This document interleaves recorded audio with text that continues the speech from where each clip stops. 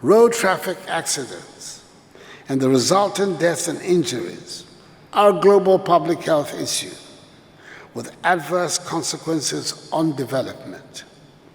We need every African alive to support our development agenda.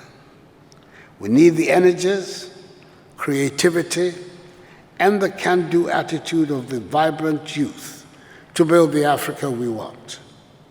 We cannot disregard the experiences of our productive force, as well as the potential of our children. Here in Ghana, I've directed our police service to adopt, amongst others, innovative and intelligent traffic management solutions, including partnerships with the private sector where necessary to increase vigorous enforcement of road traffic laws and regulations.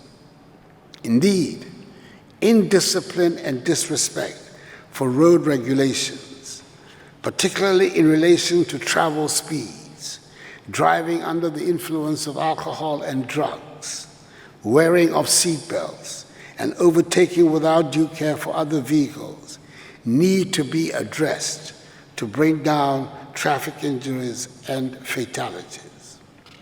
Government remains committed to bringing reforms in the area of legislation, institutional and logistical capacity to help reverse the trend of death and injuries on our roads. It is for this reason that in 2019, 3 years ago, I gave assent to a new law that enhanced effectively the mandate of the National Road Safety Institution to ensure compliance with road safety policies, measures, procedures, and guidelines. I'm informed that the necessary regulations, along with the review of the primary governance framework for road traffic management, are all being reviewed to respond to the changing social norms and values, and also to take on board new and best practices in the road transport sector.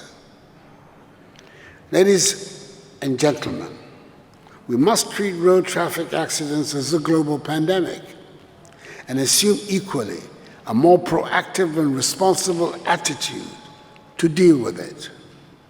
Increasingly, the exposure of pedestrians and motorcyclists to a risk of road traffic casualties, particularly in the urban environment, can no longer be overlooked. This situation is partly the outcome of poor planning, inadequate provision of safer access facilities to vulnerable urban road users, low levels of institutional commitment to road safety, and rising levels of indiscipline on the part of road users. This situation, in my view, is not unique to Ghana and reflects a situation, unfortunately, in other parts of the continent.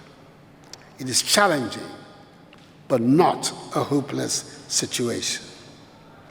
My expectation is that this award ceremony would encourage our respective countries on the continent to learn from best practices and experiences around the globe to tackle the road safety situation.